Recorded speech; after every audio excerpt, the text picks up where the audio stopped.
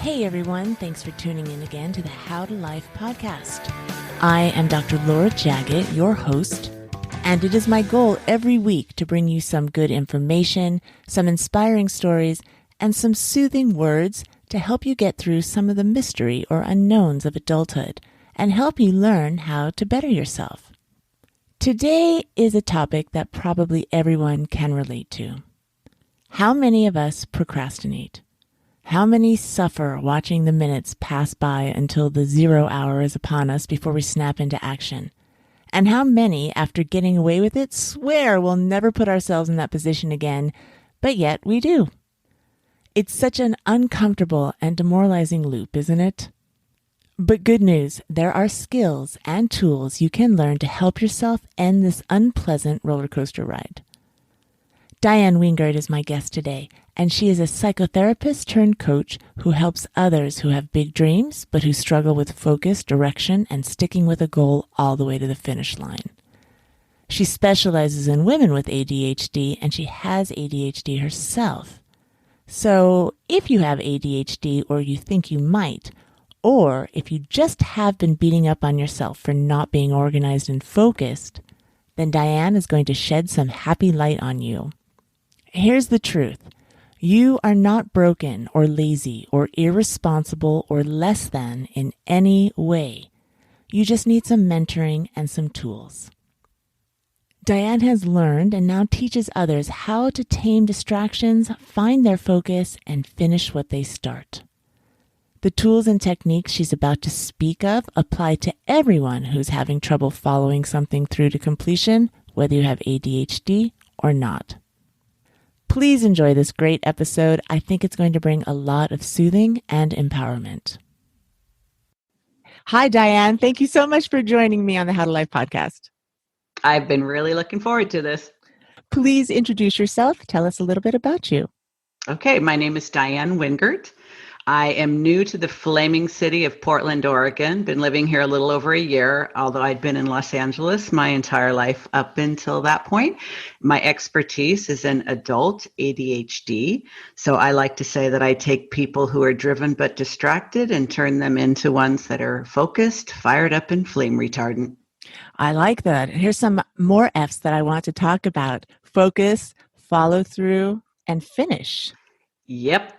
Well, let's talk a little bit about ADHD, because this term, I don't know, is it really defined these days? There's a lot of people who seem distracted and they may not know that they have symptoms or perhaps they fall in this category. What are some signs that you can tell people? It's like maybe you have that.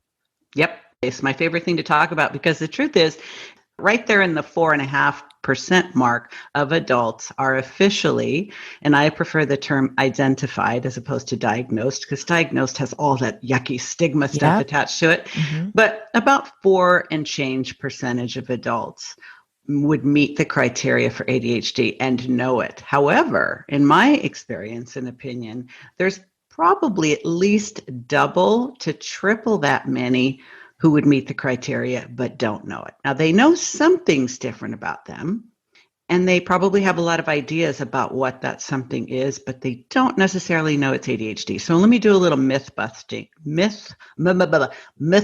here for you. ADHD, Attention Deficit Hyperactivity Disorder, is the official title in the manual. A lot of people refer to it as ADD. They do that for a couple of reasons. One, many people with ADHD do not have the hyperactivity component, and I'll explain that further, but they think, well, if I don't have the H, then I must be ADD. I'm not ADHD. However, the official designation is you are either ADHD hyperactive impulsive type, ADHD distractible inattentive type, or combined type like me that gets some of both. Now, you bring up a good point. A lot of people think they're ADD and don't know if they are, and I think a lot of people who don't know they are actually are. But what do they have in common? They procrastinate. They're distracted. Their mind wanders when they're trying to keep it put, and it stays put when they need it to go somewhere else. They may be the folks who could obsessively engage in playing video games, but they couldn't do their homework unless you put a gun to their head, not a literal gun, but some sort of threat that works. So they may be the dreamers. They may be the ones that can't sit still. They may be the super, super creative. But unless it's something that's really interesting and engaging and fascinating to them, they can't get it done. So the reason why I use the alliteration that I help people focus, follow through, and finish is that the adults that I work with are creatives, they're entrepreneurs, or some are independent professionals, but they all have something in common. For years and years and years, decades often, they have brilliant ideas. They have creativity off the charts. They could literally change the world with any one of their fantastic ideas, but they can't keep moving long enough in the same direction to see it through. So after a few years, their life is like littered with all kinds of projects that were started and abandoned. And after a while, that really does a number on your self-esteem. What is the reason for not following through in your experience? Some people think it's character, and I think that's why many of us get, and by the way, full disclosure time, I have ADHD, and yet I was not identified myself until well into adult life. Most clinicians are not looking for ADHD among adults, especially adult females. So if you go see a doctor complaining that you can't concentrate, that your mind races, that you can't fall asleep at night because you keep thinking, you worry a lot, they're going to get out their prescription pad and write a prescription for an anti-anxiety medication, and that's going to be the end of the story.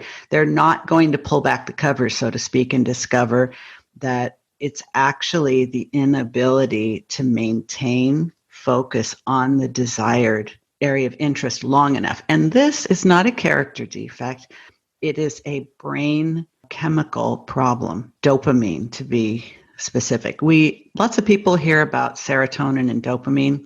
Make it super simple. Serotonin is a reward from our brain. It makes us feel good.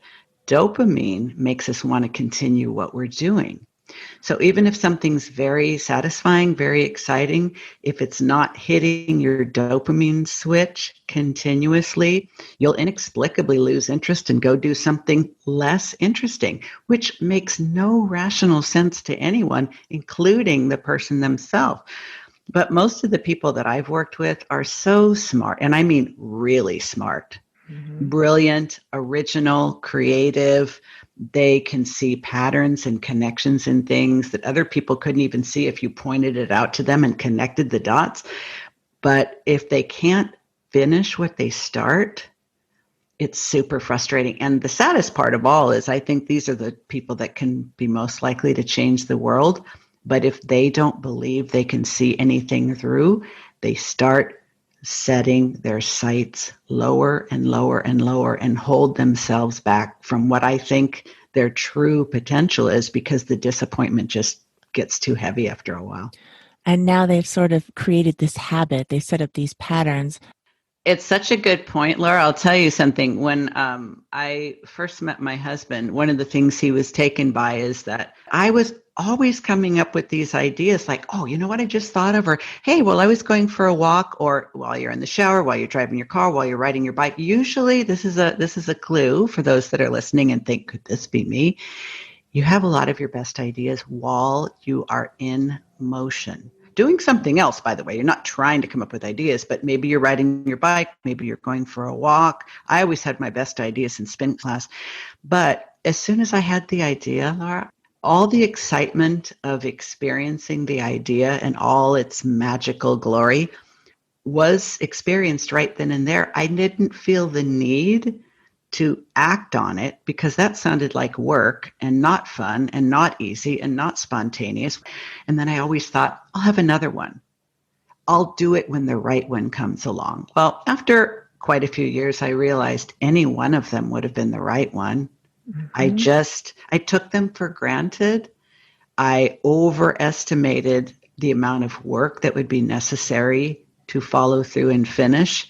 And I talked myself out of it. And you're right, that became the habit. When did you start realizing that this was something that was holding you back and that you now were going to change that about yourself? So I was in grad school in the early 90s, and I was assigned to work. I was doing my training at UCLA, and I was doing some work with boys with ADHD. And by the way, in the 90s, it was only little boys who were identified with ADHD. We were not looking in girls, and we were not looking in adults. The thinking at that time was, this is little boys that can't sit still and disrupt the class. So the teachers were usually the ones that would call the parents and say, we got a problem. Well, I'm working with these boys, and I thought, gosh, what good is this really going to do? I'm working with these kids a couple hours a week, and maybe I can teach them how to inhibit their impulses and pay better attention and sit still. But wouldn't I get more traction if I could help their parents understand how to help them?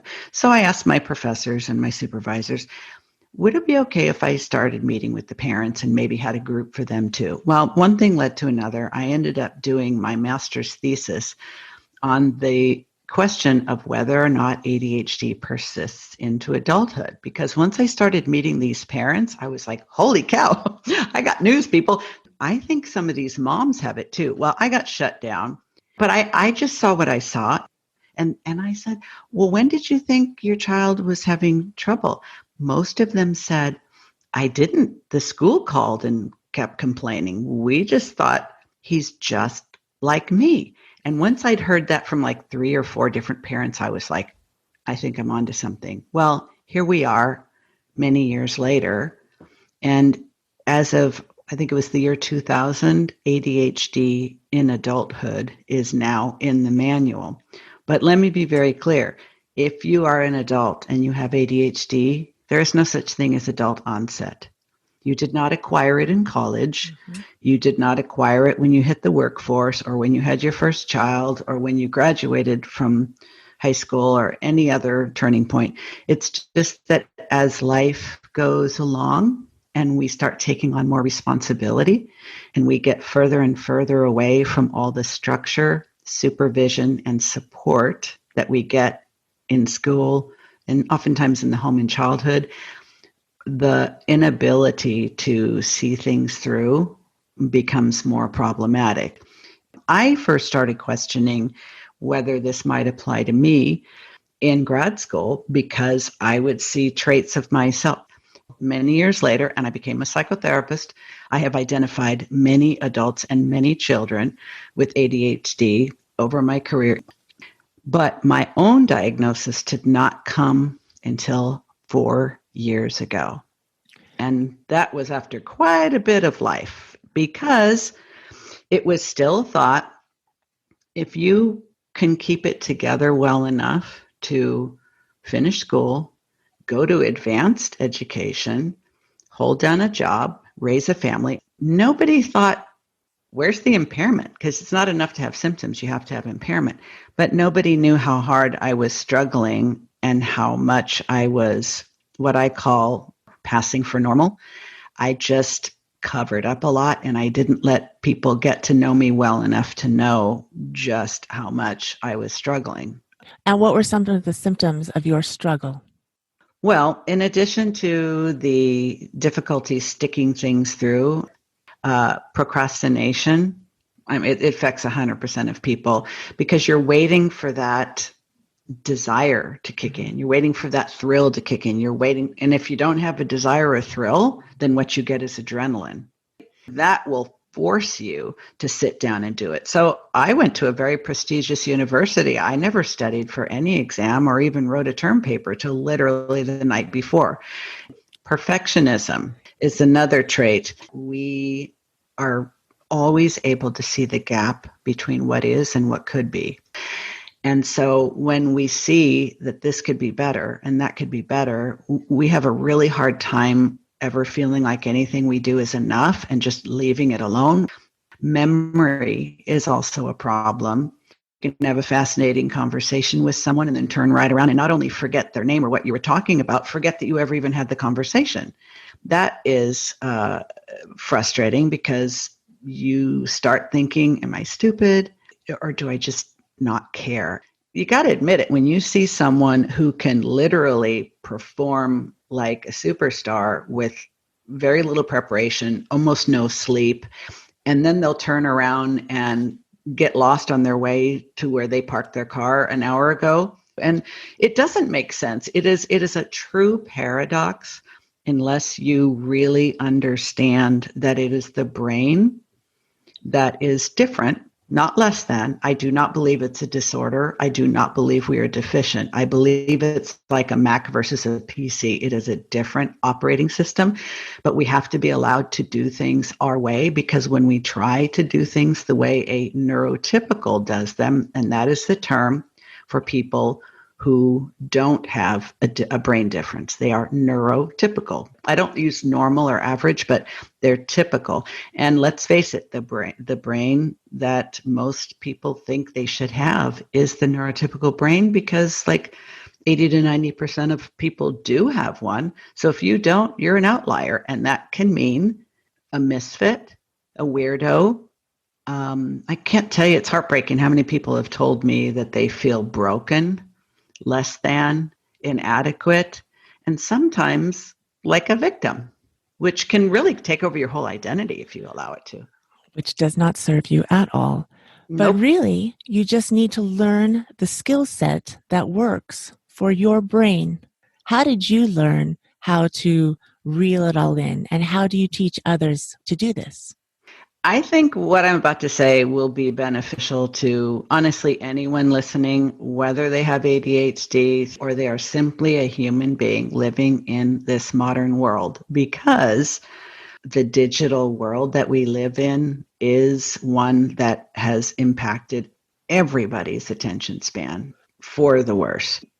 People will say this is the information age. No, this is the attention age. And every single piece of information on the planet is vying for your attention. Every tweet, every post, every ding, ping, all the tabs you have open on your computer. And we're expected to always be on, always available, always part of the matrix. And that requires you to shift your attention literally every few seconds. That's crazy making. There's a wonderful book about deep work by Cal Newport. And some of what I practice is based on his teachings, which is you have to want something more than the strength of FOMO. You have to want to get your grade, get the girl, get to the end of the book, the chapter, stay on your parents' good side, whatever it is. You have to want something enough that you are able to tap into one of these 4 drivers, which I'm about to share with you. And then you have to be willing to put yourself under the conditions that serve you. So the 4 ways to get a person with ADHD to take action, to pay attention, to focus, and to keep focusing, there's 4 drivers. The first one is interest.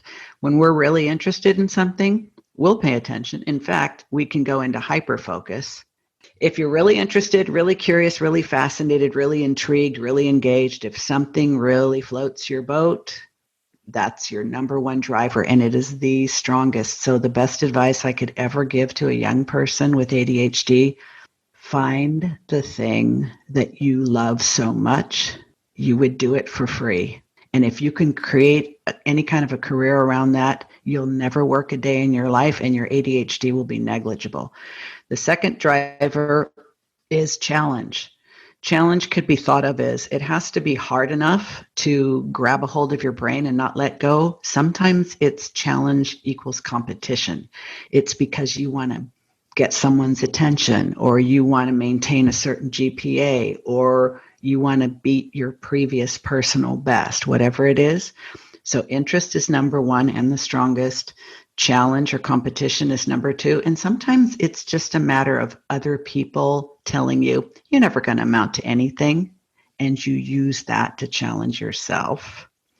Number 3 is novelty. New, shiny, rabbit, squirrel, all the things that we say about that It's why we're so distractible, because whatever we're paying attention to becomes less interesting when something new arrives on the scene.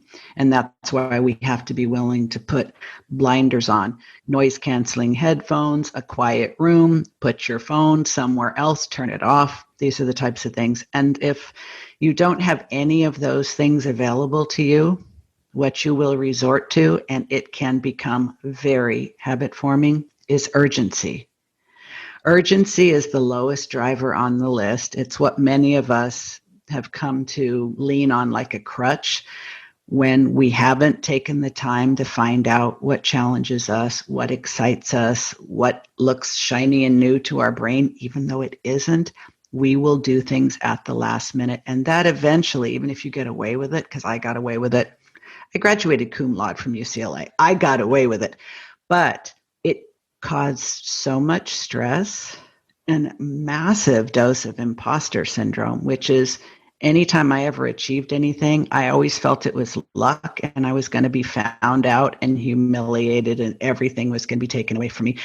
That's an unnecessarily hard way to live. So I tell people, you know what? I still resort to urgency sometime, but it's not the only trick in my bag anymore, and it used to be. Diann, in your experience, when you had these great ideas in spin class, as you were talking about, and then you forgot about them, was it because of fear of putting yourself out there? Or did you know, I am someone who doesn't complete things or follow things through? Is that what stopped you? What was it that held you back, do you think? You ask very good questions. I would say there's three things, Laura. One is I would have a great idea. And once I had it, it was like, I don't know, like a juicy morsel, a juicy snack. You consumed it, you licked all your fingers, and you're like, oh, that was so good. But you knew there would be another. My brain is an idea fountain. It is an endless supply of great ideas. And I kind of got lazy in a way. It was fun and exciting to have an idea, but I always thought there would be another one that would be just as good or better. And I believed the lie that I told myself for many years, that the reason why I haven't acted on it yet is because the right one has yet to come along. And I eventually realized, no, that's nonsense. Any of them could have been the right one, but I was afraid to commit. And here's where the second part comes in. I didn't trust myself, Laura. And I would say, apart from disappointing myself and others, making mistakes, impulsively doing things that I regret, obsessively thinking about things so long that I missed opportunities, and genuinely hurting myself and others because I forget people's birthdays, I tell people I'm going to do something and then I don't remember to do it, and so on. I think I came to not trust myself and not believe in myself and hold myself back from really running with and trying to complete on any of my brilliant ideas. I never doubted that they were brilliant. I didn't want to experience the letdown of proving to myself I really can't see it through. But I think eventually I thought, what if I surprise myself and discover that I really can focus, follow through, and finish? And if I set myself up for success and I transform my mindset from thinking I can't to believing it's inevitable, I taught myself that I was always capable, but it was sort of an act of self-preservation and trying to protect my fragile self-esteem by holding myself back. It's just that if you think about it, what's the worst that can happen if you try and fail? You know, Exactly what's happening now. Nothing. Exactly. You're getting nothing. You're still going to get nothing.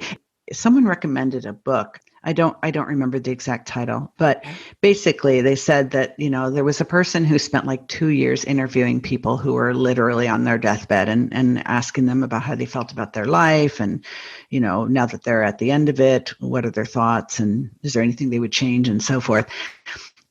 And I remember hearing that people don't regret the things they did that didn't work out. They regret the things that they didn't do, and now they can't. And that just really started to weigh on me. And I thought, talk about FOMO. Like, game over. Right. You screwed up. You were so scared of disappointing yourself that you wouldn't take action. But what have you done but disappointed yourself by failing to take action all this time? Mm-hmm. Took a long time to figure that out, though. It took me a long time to get where I am also, but we have the opportunity to impart some wisdom and share some tools with my younger audience, your kids' age, my kids' age. And I know many who don't even try things because they hate losing so much. They're so afraid of losing or failing that they don't even try.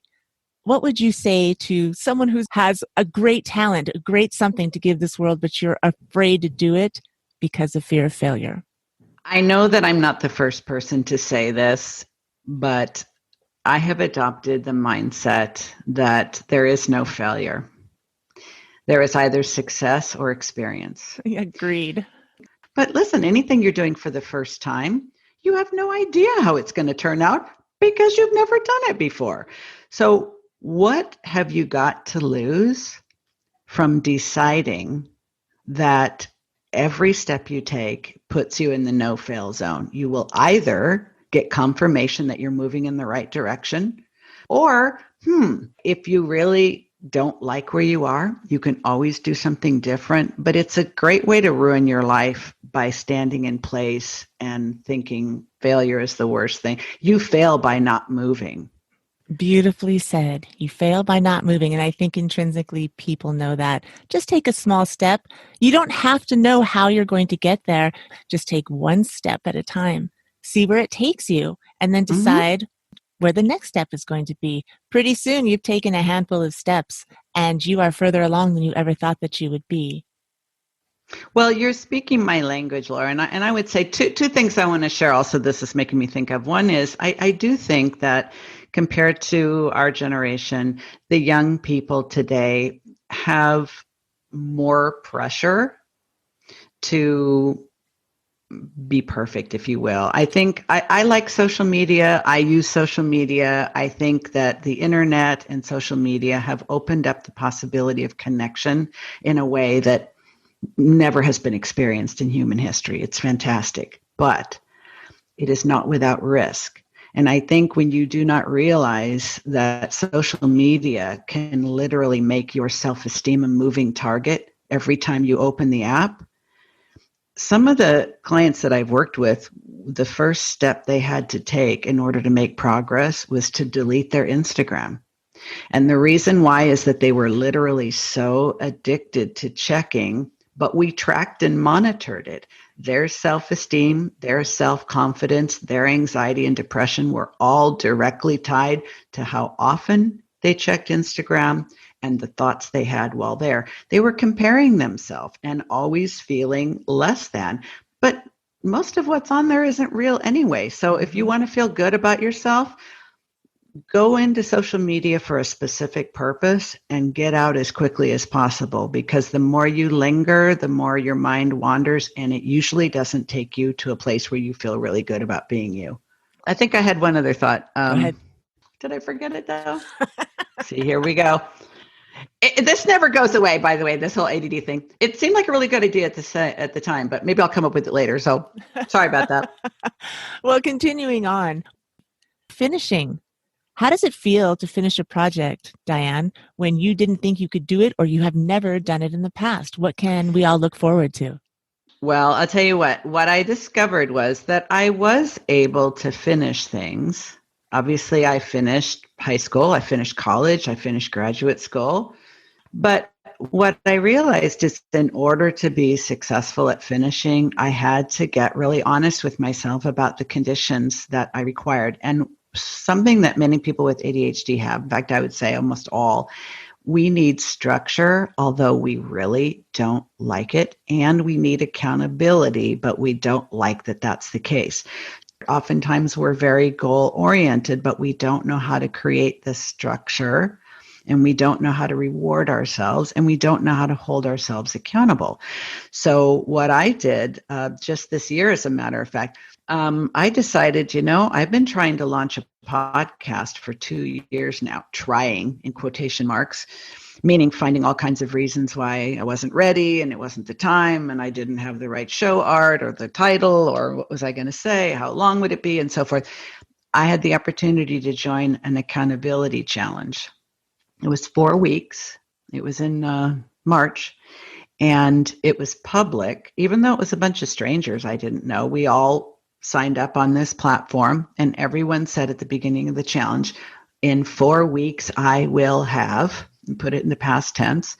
And I said, well, I'm really going to feel like a jerk if I don't follow through, especially when other people are going to be taking actions and following through. So I said, I will have launched my podcast by the specific date in May. And I did. And I just recorded episode 20 earlier today. And I have all my content mapped out for the remainder of the year. And I'm now planning my content for the first quarter of 2021. No one could be more surprised than me. But what I learned is that accountability challenge got me going. And once I got going, I created the systems and the structure and the support and the accountability to keep going. And I proved to myself that it is worth it to challenge your limiting beliefs. And the worst thing that could happen is I wouldn't do it, but I already wasn't doing it. So it was kind of like, what have I got to lose? And I have gotten 15 5-star reviews and people say really nice things. And I'm like, it's starting to get fun. I have a similar experience, and I framed it a little differently for me. I also had fear about this podcast. I had a great idea. I knew it was a great idea. And I did, for 2 months when I came up with the idea, I did all the background work, the research, the investigation, which I excel at. And then when it came time to do the production, which I know nothing about, I came to a screeching halt. And in the past, that would have stopped me and I would have just let it die. I don't know how to do this. I don't even know what questions to ask. But I did something different this time, and that was be okay with that and decide that just thinking about it, like listening to people, watching, was also moving forward, you know? Mm-hmm. And so I did that for a while. Then I did a short-term accountability, which was very helpful because I can do anything for 30 days. There was an end date. I used to say 2 weeks. I could do anything for 2 weeks. So the fact that there was a time, an end date, so I know how much I can allot to get there, that helped tremendously. Yes. Another thing, one other thing, one of the questions was the when. That was scary for me to put a date. I had already set the intention that I was going to do it. So I put at the perfect time. I had already set the intention that I was going to do it, but to put a date on it really scared me and it actually held me back. So for me to put at the perfect date, that allowed me to just kind of flow through there. And honestly, in the back of my mind, I thought it would be June 2nd. I don't know why. I didn't say it out loud. I didn't write it down. This was back in beginning of March. And I ended up doing it on May 23rd. So just playing that little mind game with myself worked. And you know what? It's a really good example, Laura, of everybody says they've got their system. Do it my way. This is the way it works. You know, even there's so many ADHD coaches and gurus out there that say, this is what you need to do. I say, even with ADHD, every brain is different. Every person is unique.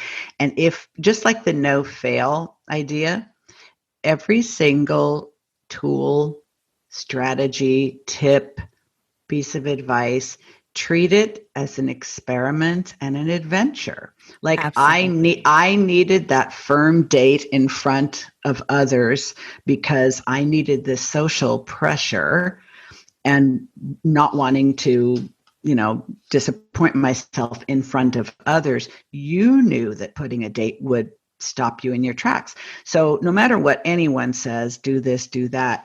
Sometimes you have to take a good piece of advice that works perfectly for someone else and give it just a little twist to make it your own. The common denominator was that we both decided. We decided we were going to do it.